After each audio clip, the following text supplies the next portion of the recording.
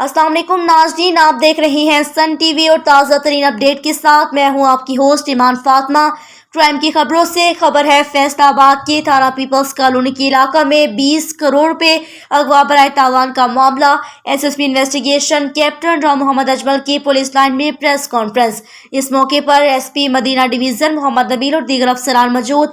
IG Punjab तहसील शाहकार के अहकामात पर CPO Umar Saeed Malik का एक्शन 13/10/2022 को लियाकत अली वल बरकत अली सकना सईद कॉलोनी मदीना टाउन फैसलाबाद ने थाना पीपल्स कॉलोनी में दरखास्त दी कि मेरी बेटी मनाहिल बाउमर 17 साल जो कि कॉलेज से वापस नहीं आई, जिस पर पुलिस ने फौरी मुकदमा 22/1281 मोरखा 22/10/13 365 दर्ज रजिस्टर्ड किया।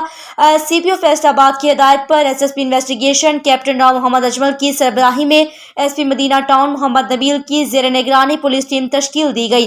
पुलिस टीम ने जदीद टेक्नोलॉजी जराये को बढ़े कर लाते हुए मुलजिम को ट्रेस करके 10 घंटों के कलील वक्त में अगवा होने वाली तलबा को नारंग मंडी जिला शेखोपुरा से बाहिफाजत बाजियाब करवा लिया। मुलजिम इब्रार को मौके से गिरफ्तार कर लिया। मुलजिम ने दौरान तफ्तीश इंकशाफ किया। मुलजिम ने मगविया मनाहिल को फेसबुक पर दोस्ती करके ट्रैप किया।